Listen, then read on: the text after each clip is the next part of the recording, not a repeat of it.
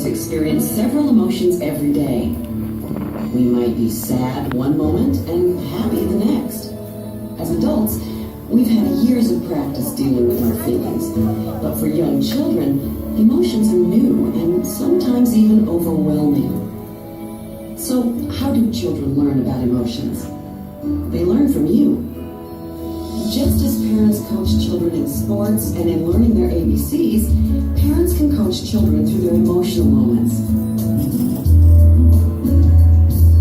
As you begin to emotion coach, the first question you need to ask is, how do you feel about emotions? For more than 25 years, Dr. John Gottman has studied families and emotions. I started looking at an idea called meta-emotion, M-E-T-A, emotion. Meta-emotion is how we feel about feelings. And how do we think about feelings? And what are attitudes towards specific emotions? Do we believe that emotions are a good thing? Or do we think they really mess up thinking, they're bad, we should try to minimize emotions? And we started learning that really emotions, the basic emotions, are kind of like the primary colors on a palette. And they're the same across the whole planet for our whole species. And they're experienced the same way. And physiologically, people respond in the same way. But the way people feel about feelings, that's really different. So part of what you really have to think about is, how do you feel about emotions, right? Because children will model your own attitudes and your own behavior. If you ignore emotions and aren't interested, they'll learn to do that too. The way we handle emotions helps to shape how our children deal with their emotions. Researchers talk about 4 different ways that parents deal with their children's emotions. On any given day, depending on the situation, parents may use all 4 styles. So how do you parent?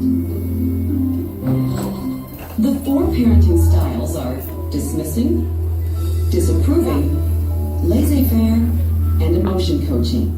Let's take a look at each style.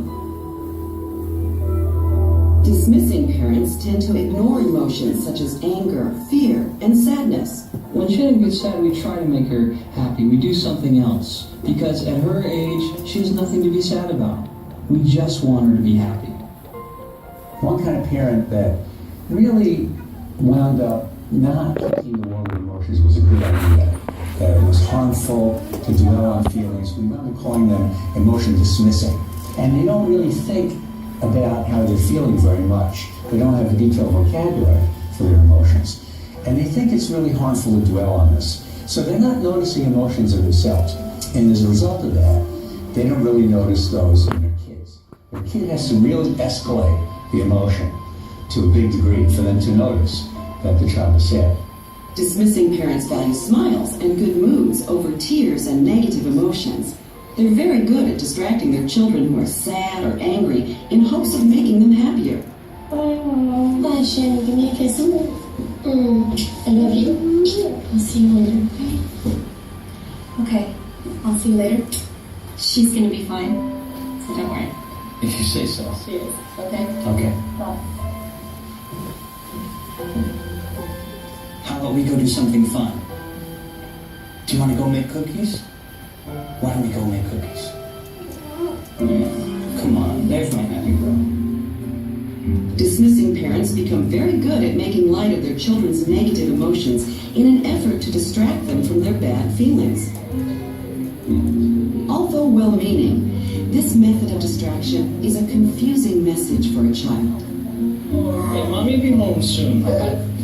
이 아이의 속상한 감정을 전혀 지금 공감해 주지 않고 Emotions are being ignored. 자꾸 Even 좋은 while being 감정으로 hugged, 바꾸려고 she 하고 may 있어요. learn to hide her feelings, cutting off possibilities for emotional connections. Let me make it clear that emotion dismissing parents can be very warm and very loving. You know, if my daughter's here, I can look at her and I can say, as an emotion dismissing parent, what's the matter, sweetheart? Oh, come on, get a smile on your face. There's Daddy's little girl. Good, good. See, I can be warm, but I'm telling her not to be sad. I'm telling her to have a smile on her face. And, these emotion dismissing parents were not bad parents or monsters. They just had a certain attitude about emotions that they were conveying. Disapproving parents criticize or punish children for being sad or angry. I can't stand it when she mopes around. Sometimes I just send her to her room. We had parents who not only were dismissing of emotion, trying to change their kids' emotion, but really disapproved of these negative emotions, as if their kids were bad for being angry. They tend to see these negative emotions, like sadness, anger, and fear in particular, as if they were poisons inside a child, right? As if they were harmful to the child. And some of these parents will actually punish a child, even when there's no misbehavior. The child says, I'm scared in my room. There's nothing to be afraid of. And what is the parent doing by doing that? Perfectly positively intentioned to teach a child about reality and coping with reality. But the message underneath is don't trust your feelings, right? What you feel is not valid. Sadness, fear, anger. These may be new feelings for a child. By disapproving of a child's emotion or even punishing a child for having an emotion, the child is being denied the opportunity to learn how to handle her emotions in a healthy way. Carrie, what are you doing out of bed? I'm scared. Scared of what? Monsters. There is nothing to be afraid of in this house. I've already put you in bed twice. Do not get out of bed. There is no reason. Do you understand? If you get out of bed one more time, no friends. Go. Get. With both disapproving and dismissing parenting, a child learns not to trust her own feelings. She may find it harder to cope with her emotions and is much more likely to suffer from lack of self-esteem. Laissez-faire parenting values and accepts emotions, but fails to provide guidance on behavior. I usually let my son, do as he pleases, let his emotions out, and my motto is anything goes. These laissez-faire parents did all the steps of emotion coaching, but what they didn't do was set limits and do that problem solving with their kids. And their kids really had problems as they developed, because kids really want limits. They want some kind of constraints and control. They want to know what your values are. Professor. Oh.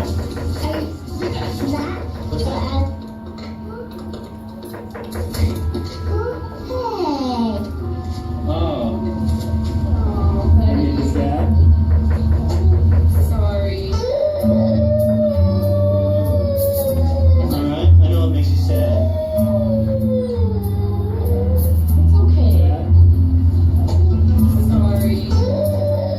The laissez-faire style of parenting accepts all emotions, so children feel okay about expressing their feelings, but they may not understand their emotions or know how to manage them. Laissez-faire parenting fails to teach a child what is appropriate behavior or how to calm down when he's angry, sad, or afraid. As a result, a child may have trouble concentrating. When a child remains focused only on his own emotions, he may overlook social cues from other children, making it harder to find and keep friends. Emotion coaching parents value emotions, help children understand their feelings, and help them learn to solve problems. We really want our daughter to know that her feelings are really important to us, but we also want her to be able to handle really tough emotions. Now, we found another group of parents we call emotion coaching. Emotion coaching parents are different. They notice lower intensity emotions, first of all in themselves, and second of all in their kids. The kids don't have to escalate being sad or being angry, being upset, to really get their attention. And they see these moments not as poisons, but as opportunities for teaching or intimacy with their child. What's wrong? Mommy, I'm really sad. I don't want you to leave. Well, but Mommy really has to go to work. I want to miss you when you're gone. What do you think we should do, honey? I want to be with you. Honey, Mommy can't go with you, but I'll leave a little bit of Mommy with you. Okay?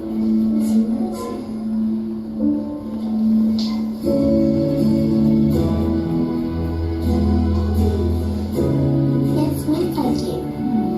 Yes, Mommy does all over it. Do you still feel sad? I 음.